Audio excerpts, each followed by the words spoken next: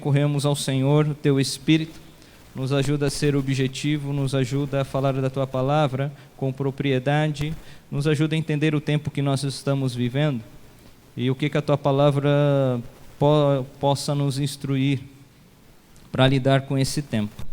Em nome de Jesus, amém. O texto diz assim, 2 Timóteo 3, sabe entretanto disto, nos últimos dias sobrevirão tempos terríveis.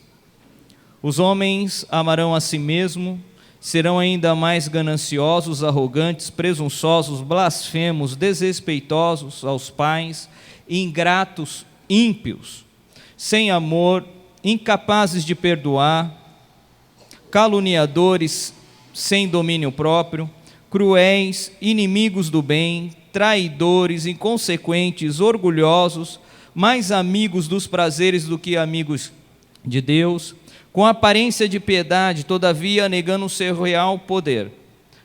Afasta-te, portanto, desses também, porque são pessoas assim, que se intrometem pelas casas e conquistam mulheres insensatas, sobrecarregadas de pecado, as quais se deixam levar por toda espécie de desejos. Elas estão sempre aprendendo, mas jamais conseguem chegar ao conhecimento da verdade. E, a semelhança de Janes e Jambres, que se colocaram contra Moisés, esses também se opõem à verdade. São homens que tiveram suas mentes corrompidas, são reprovados na fé. Contudo, não irão longe, pois como no caso daqueles opositores, a insensatez que lhe é própria se manifestará claramente a todos. Tu, porém, tens seguido atentamente a minha teologia, procedimento, propósito, fé, paciência, amor, perseverança. Observado minhas perseguições e minhas aflições, que sofri em Antioquia, Icônio e Listra. Quantas perseguições suportei, contudo, de todas o Senhor me livrou. De fato, todas as pessoas que almejam viver piedosamente em Cristo Jesus serão perseguidas. Todavia, os perversos e impostores andarão de mal a pior, enganando e sendo enganado. Tu, no entanto, permanece no ensino que recebeste e sobre o qual tem plena convicção, sabendo perfeitamente de quem tem aprendido, porque desde a infância sabe as sagradas letras, que tem poder de fazer-te sábio para a salvação, por intermédio da fé em Cristo Jesus.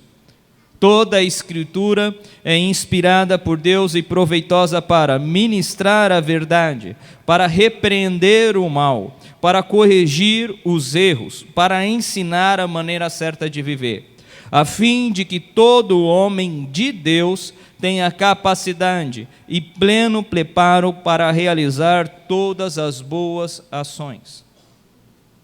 Texto cumprido. O que está me levando a falar sobre esse texto? O Cola conseguiu a imagem para mim? Não. Opa, obrigado.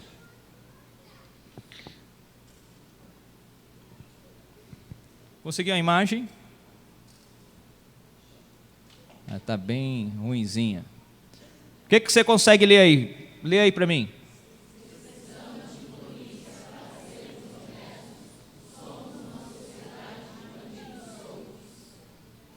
Somos uma sociedade.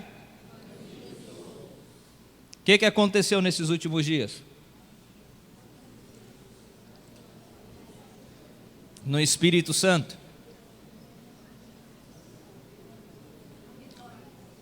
Polícia, para aqueles que não gostam, não saíram dos quartéis. Como a sociedade ficou sem eles? Parecia filme de zumbi. Pessoas entrando nas lojas, saqueando, bem parecido com Resident Evil, tal. Aqueles que jogam games, Walking Dead, série, não é?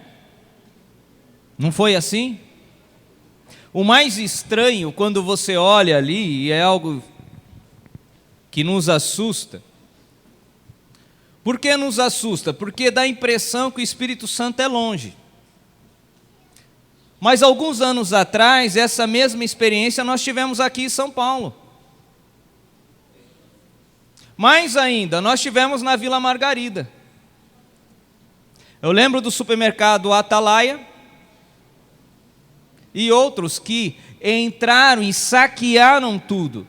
E não eram só bandidos, eram pessoas, entre aspas, de bem, levando tudo que podia. Eu vi senhoras, mães com criança no colo,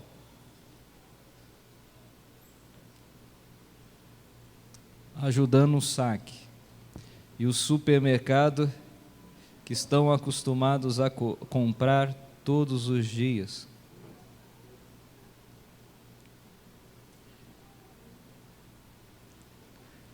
Então não está longe.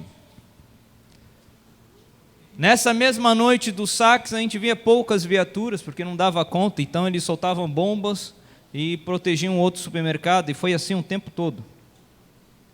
No Espírito Santo não teve policial.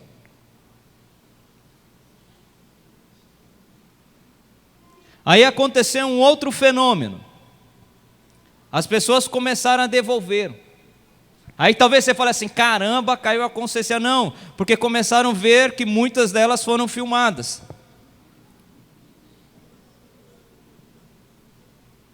E com medo, começaram a procurar as delegacias devolvendo geladeira. Você imagina alguém levar uma geladeira?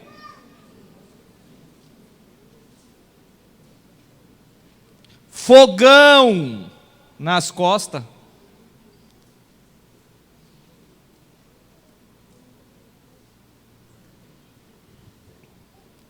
A pergunta que eu faço para nós nessa noite, e eu tenho que ser muito breve: o que nós somos?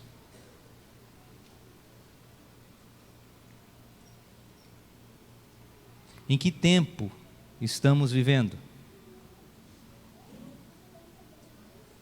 O tema da mensagem, para aqueles que gostam, é Homens de Deus em tempos terríveis. Como brilhar no meio de uma tamanha escuridão? Gostaria de trazer um dado que eu vi de um pastor, depois eu fui confirmar, o Ney Barreto, pregando sobre discipulado, em uma dessas mensagens, e aí ele começa a abordar que nós somos 42,3 milhões de evangélicos. 42, isso dados do IBGE, se eu não estou enganado, de 2010. 42,3 milhões de evangélicos. Nessa estimativa, mostrava que a população evangélica está se tornando maior. E a minha pergunta é: que efeito isso tem trazido?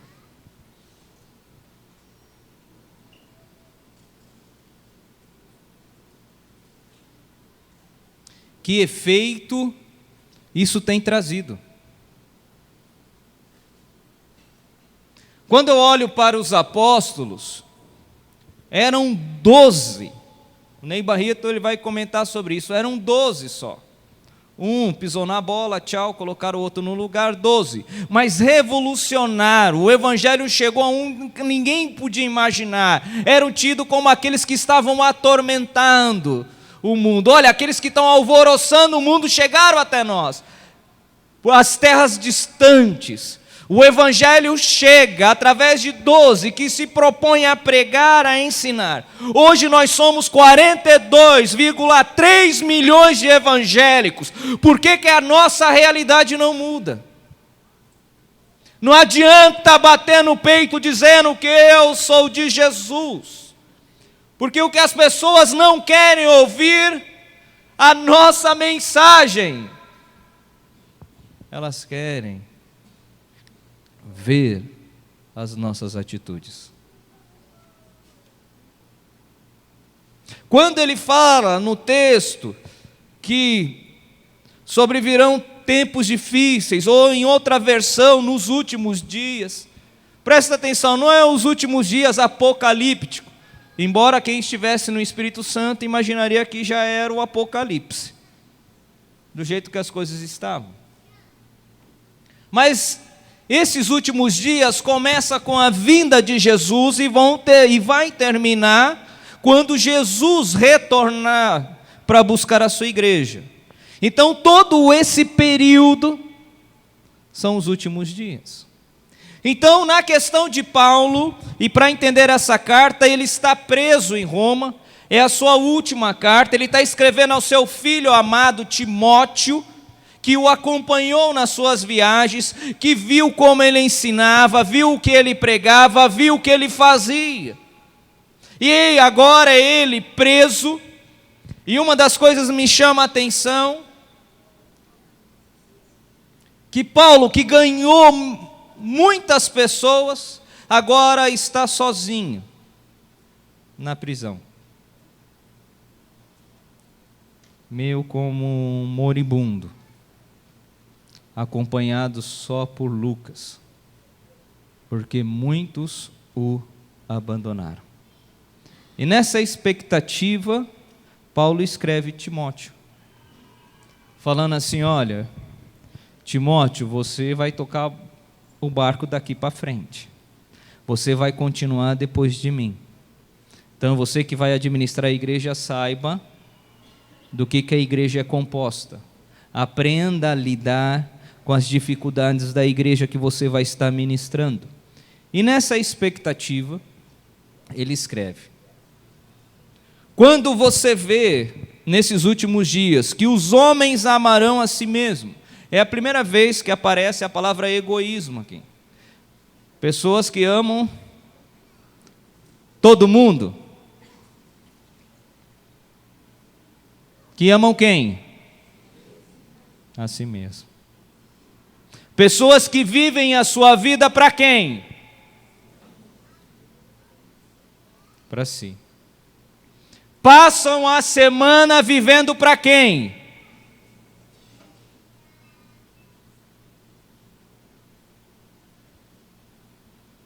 Para si.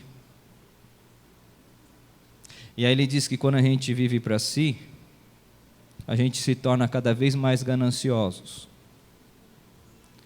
A gente se torna arrogante, presunçosos, blasfemos, desrespeitosos, aos pais, ingratos, e assim vai.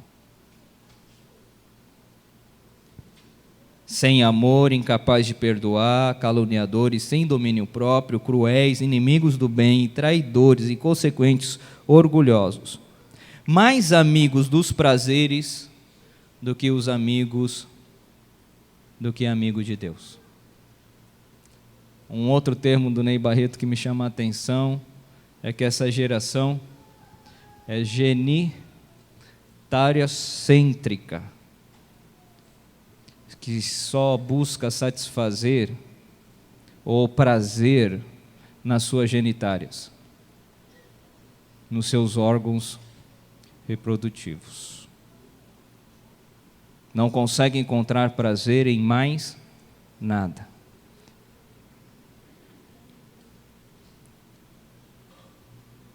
E por isso, deixam de ser amigo de Deus, porque querem se satisfazer sexualmente.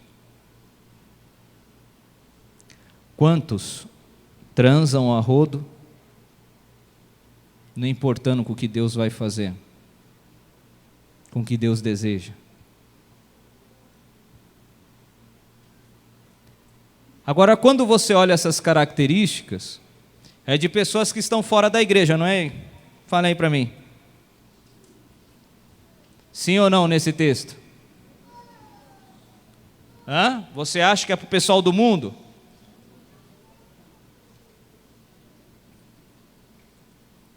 Porque eles dizem ter uma vida piedosa, uma vida que serve a Deus. Esse tipo de gente somos nós dentro da igreja. Por isso que ele fala para a gente nem andar perto. Porque quando é do mundo, ele fala para a gente andar perto, para trazer transformação, mudar a história. Mas ele fala que quando as pessoas têm esse comportamento dentro da igreja, dizendo que são cristãs, dizendo que são de Deus, mas não mudam, ele fala assim: olha, deixe de andar com elas.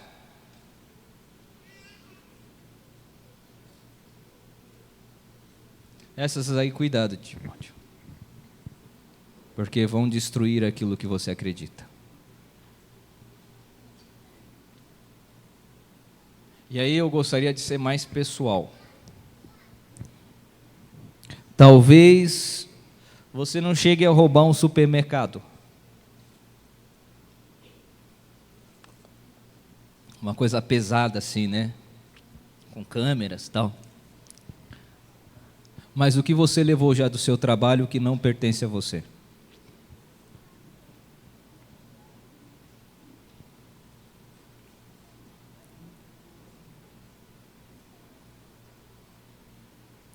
O que você pegou emprestado e não devolveu? O compromisso que você assumiu e não pagou?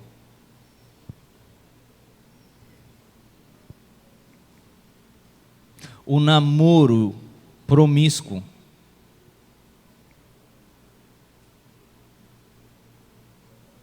Uma vida dada a atender todas as suas carências sexuais, independente daquilo que Deus ensina?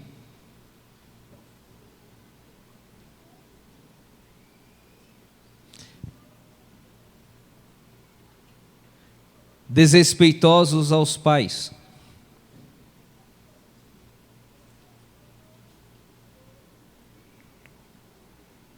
Mãe, vai, que Deus te abençoe.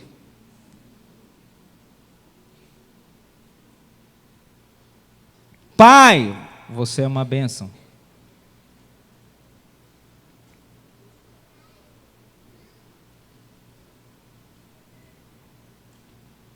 Você consegue ver do que a igreja está sendo feita?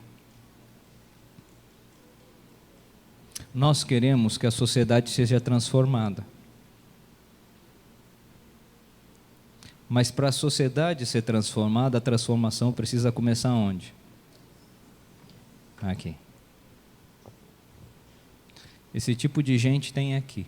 Quantos aqui já ouviram essa experiência, ou pessoas falando que não vão mais na igreja porque, só tem bandido dentro da igreja? Tem algum pastor, pessoa evangélica, preso na Lava Jato? Líder religioso?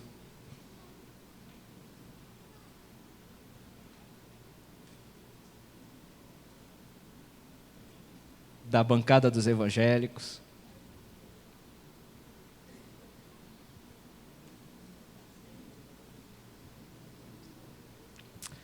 Antigamente a gente podia chegar numa loja, você falava que era evangélico, que era cristão, as pessoas não pegavam o seu RG. Hoje, calma aí que a gente vai falar com o gerente e já volta.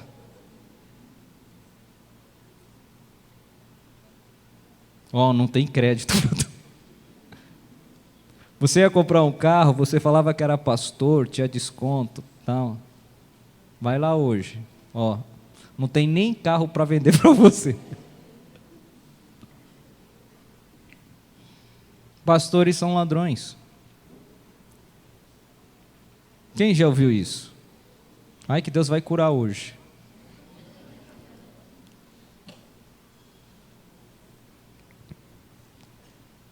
Por que isso acontece? Porque a gente tem vivido numa igreja rasa, que vem para cá para buscar só os seus próprios interesses. É o egoísmo. Eu venho aqui para ser atendido nas minhas, em busca do egoísmo. Eu venho aqui para que o milagre aconteça na minha vida. Egoísmo. Eu quero que a oferta chegue no meu bolso. Eu quero que o dinheiro que eu tanto preciso chegue na minha casa. É tudo meu, minha. E no reino de Deus não tem meu, minha. é nosso. Então, quando olho para esse texto, Paulo ele chega a falar assim: Timóteo, você está vendo essa realidade? Tu, porém,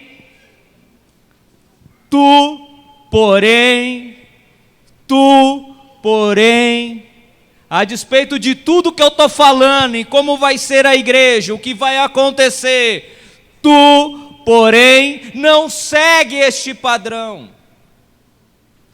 não cometa os mesmos erros, viva de forma diferente. E aí ele fala mais, como é que a gente consegue ser homem de Deus? E no caso de você, ser mulher de Deus. Paulo, ele faz algo espetacular para mim. A primeira coisa que ele fala assim: olha, tu tens seguido atentamente a minha teologia, procedimento, propósito, fé, paciência, amor e perseverança. Olha para mim. Porque quando você olhar para a minha vida, você vai conseguir se tornar um homem de Deus, porque eu tenho um alvo, eu tenho um propósito, eu amo a Jesus Cristo, eu vivo para Ele.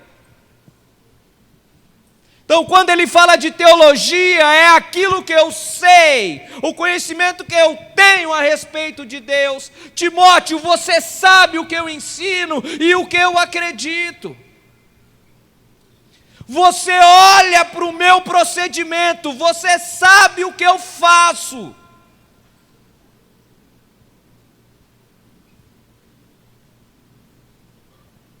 É muito forte isso. Você vem porque eu estou lutando. Qual é o propósito da minha vida? A fé que eu tenho, o amor, a perseverança. Timóteo, você tem me observado até nas minhas perseguições. Você vê o quanto eu sofro por não querer me contaminar com esse mundo, o que eu sofro por não ceder às pressões que todo mundo está fazendo. Eu sofro porque eu sei quem eu sou em Cristo, e eu não me rendo ao que a sociedade está fazendo. Eu não me deixo apodrecer porque a sociedade que eu estou inserido está podre. Mas eu entendo o propósito da minha vida, que é de estar nessa sociedade para dar sabor, para salgar e para impedir o avanço da maldade. Ele fala: se você quer ser homem de Deus, olha para a minha vida.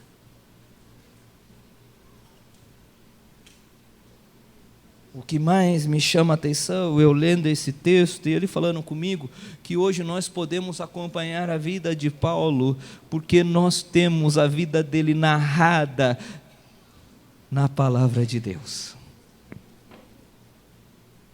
Os desafios que ele enfrenta por amar, o se desgastar pelo outro, o não viver só para si, mas se doar. Nós podemos acompanhar e aprender assim como Timóteo podia fazê-lo. E ele fala assim, no versículo 12, de todas as pessoas que almejam viver piedosamente, de maneira que agrada a Cristo Jesus, serão perseguidas. No meio da podridão, você que opta em não levar a geladeira, você vai ser perseguido porque não levou. No meio da podridão, numa classe que está todo mundo colando, você vai ser perseguido porque você não passou a cola.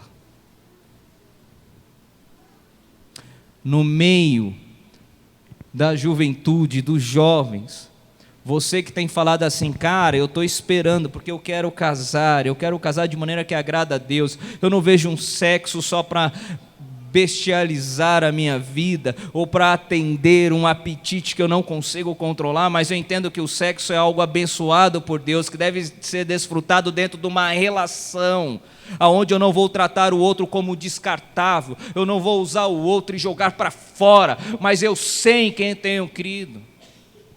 Então eu não vou viver de noitada em noitada, eu não vou viver aí de dia em dia, eu não vou ficar no Facebook me expondo, porque todo mundo se expõe para poder ganhar uma curtida.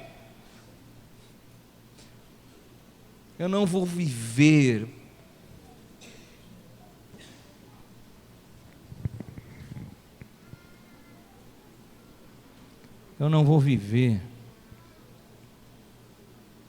para fazer o que todo mundo faz, que todo mundo posta nas redes sociais, porque eu entendo o meu propósito em Deus da minha vida.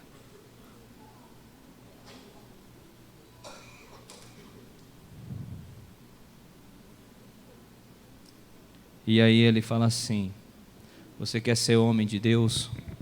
Olha para a minha vida.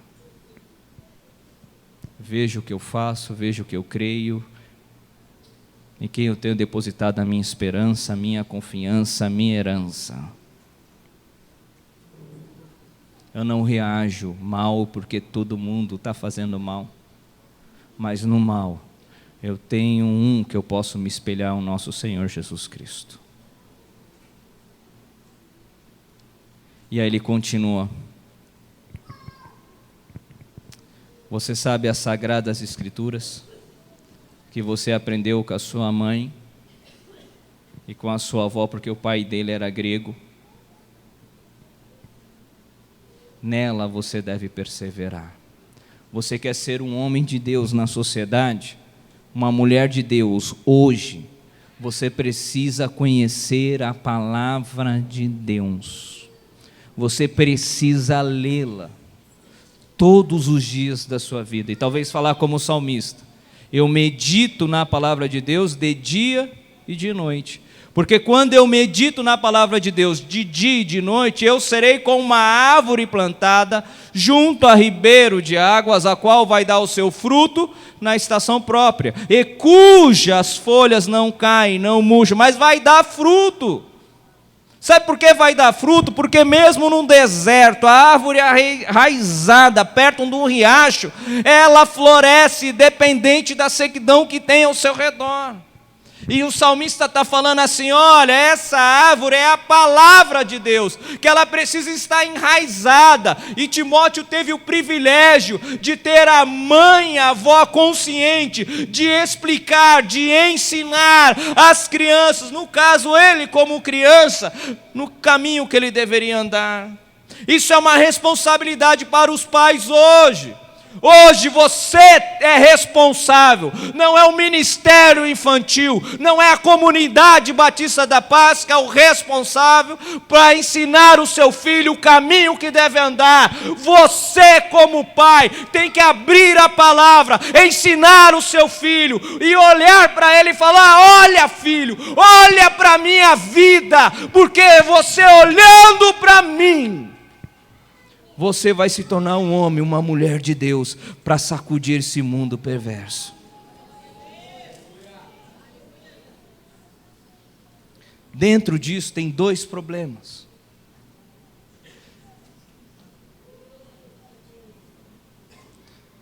Tem pais que estão tão ausentes que os filhos seguem outros. Tem pais vivos que os filhos seguem outros, porque vivem para o trabalho, vivem para conquistar a casa, o carro, e tudo isso é legal, mas não vale o valor do seu filho, nem o tempo que você deveria ter com ele. E aí os filhos crescem, mas eles têm outros referenciais, o da frente da TV, o da internet. Você fez tudo certo, você sustentou a sua família, você pôde prover, ser o provedor, mas foi um pai ausente, uma mãe ausente. E os seus filhos, o tempo todo eles estão aprendendo e tendo outros referenciais de vida. E talvez esses referenciais não encontram espelhos, não conseguem se enquadrar naquilo que a palavra fala. Por outro lado da moeda, Existem pais que são presentes, mas que a sua vida, a sua conduta, o que é na igreja não é em casa. É totalmente diferente e os filhos sabem. Sabe como você trata a esposa, sabe como você trata o marido, sabem como você faz os negócios, sabem o que você faz. E seguem os passos.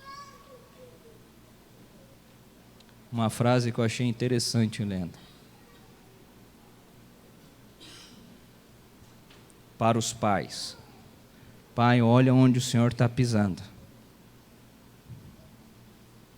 porque atrás do Senhor eu estarei te seguindo. Olha onde você coloca os seus pés, porque eu vou colocar. Se você é um crente morno, se você é um crente só de domingo, não fique esperando uma espiritualidade do seu filho diferente, não. Se você não cuida, não ama as pessoas, o seu filho vai reproduzir isso. Graças a Deus, no caso de Timóteo, a avó e a mãe tiveram consciência de educá-lo no caminho que ele deve andar. E a palavra para Timóteo é: permanece naquilo que lhe foi ensinado. Porque as sagradas letras têm poder para fazer-te sábio para a salvação por intermédio da fé em Cristo Jesus. Meu tempo acabou. Toda a palavra é inspirada por Deus. Ela serve como referencial para nós. Embora aqui o que Paulo tem de palavra é o Antigo Testamento, mas nós lendo hoje, a gente tem hoje formado o Novo Testamento e colocamos que toda a palavra foi inspirada por Deus. E ela tem um propósito. Primeiro, ministrar a verdade, vai falar o que nós somos, não o que as pessoas acham e não aquilo que eu posto no Facebook dizendo que eu sou. Mostra a minha realidade. Ela serve para corrigir os meus erros. Ela serve para repreender o mal. Ela serve para me ensinar a viver de maneira certa. E aí, a fim de que todo homem possa se tornar homem de Deus. E que tenha capacidade e pleno preparo para realizar todas as boas ações. A pergunta é, então, como é que eu posso me tornar homem de Deus? E no caso de você, mulher, mulher de Deus. Você precisa olhar para a palavra e os seus referenciais. Através dela você pode até avaliar se o seu discipulador serve de exemplo ou não. Se o seu pastor serve de referência ou não. Você serve. Dá para avaliar se o seu pai, o seu filho, está aqui enquadrado ou não em o que você precisa fazer. Através da palavra nós podemos nos tornar pessoas diferentes, que não fazem o que todo mundo faz, que não são Maria vai com as outras, que não tem, mas que conseguem se posicionar numa sociedade corrompida. E é isso que vai fazer o reino avançar. Presta atenção, não é a quantidade de gente que a gente vai ter na igreja que vai mudar, mas é a quantidade de pessoas que entenderam o relacionamento com Deus, que saem daqui para salgar lá fora. Salgar no seu trabalho, salgar na sua vizinhança, salgar, dar tempero e impedir que o mal prevaleça. A pergunta é, você quer sair daqui como? Como homem de Deus ou como mulher de Deus? E eu gostaria que você ficasse em pé, porque nós já avançamos no horário.